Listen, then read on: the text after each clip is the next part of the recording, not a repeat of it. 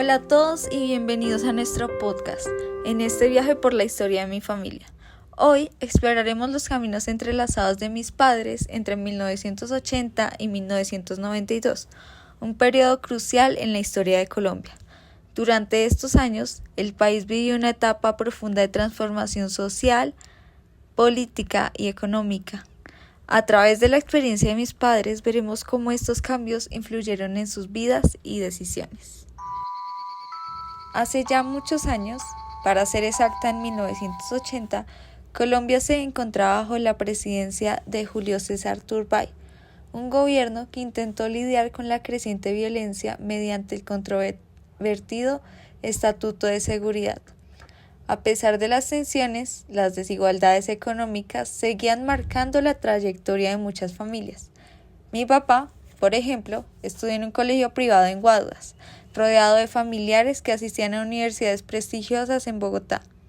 Pero en contraste, mi mamá, a la misma edad, asistía a una escuela pública y la falta de recursos y oportunidades significaba que ninguno de sus familiares había terminado la secundaria.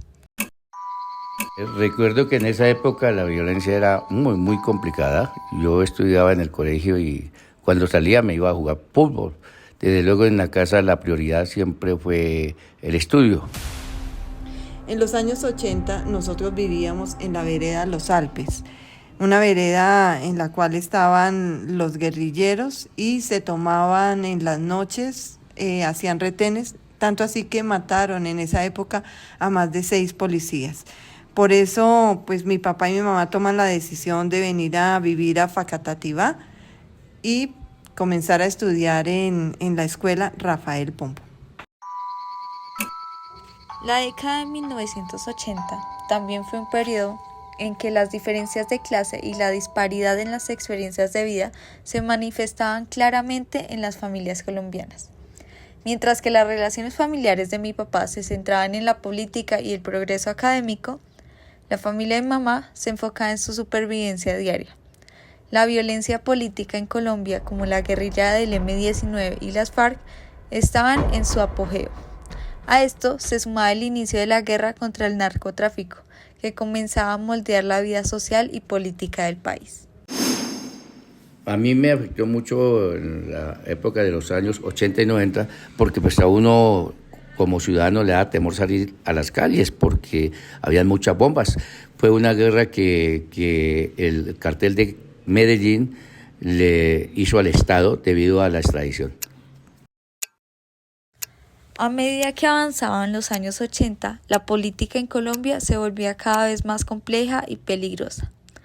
La presidencia de Belisario Betancur entre 1982 y 1986 intentó negociar la paz con las guerrillas, pero los esfuerzos fueron interrumpidos por eventos como la trágica toma del Palacio de Justicia en 1985.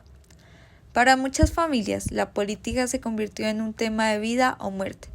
Mientras tanto, mi papá, influenciado por su entorno familiar, se involucró cada vez más en la política local. En el año 1990 soy elegido concejal. Venimos de los años anteriores de una violencia muy fuerte del narcotráfico y en una época electoral hubo asesinato de 4 candidatos presidenciales, entre ellos Luis Carlos Galán, debido a que ellos seguían en el cuento de la extradición y el narcotráfico lo que hizo fue eliminar a estos candidatos. Para mí el tema de la política y para mi familia no fue un tema de interés, tanto así que a las mujeres no nos tenían en cuenta para nada, ni para decisiones, ni para estudiar, y yo realmente estaba más enfocada en cambiar qué iba a ser mi vida.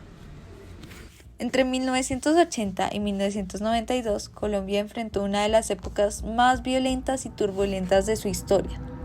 Los gobiernos de Turbay, Betancur, Barco y Gaviria intentaron manejar un país al borde del colapso, luchando contra guerrillas, narcotraficantes y la desigualdad económica. La vida de mis padres se desarrolló en un contexto donde las decisiones personales estaban en constante diálogo con la realidad nacional. Gracias por acompañarme en este recorrido a través de la vida de mis padres y el contexto histórico que influyó en sus trayectorias. Sin embargo, ahora me gustaría echarle un vistazo al futuro, y es que me gustaría ver una Colombia donde todos, sin importar su género o situación económica, tengan igual acceso a oportunidades educativas y profesionales. La igualdad de género y una mejor distribución de recursos son fundamentales para construir una sociedad más justa y sobre todo que podamos vivir en un país en paz, donde la violencia no determine nuestras decisiones. Creo que si logramos eso, podemos construir un entorno más estable y equitativo, donde las futuras generaciones no tengan que vivir con el miedo que mis padres tuvieron que vivir.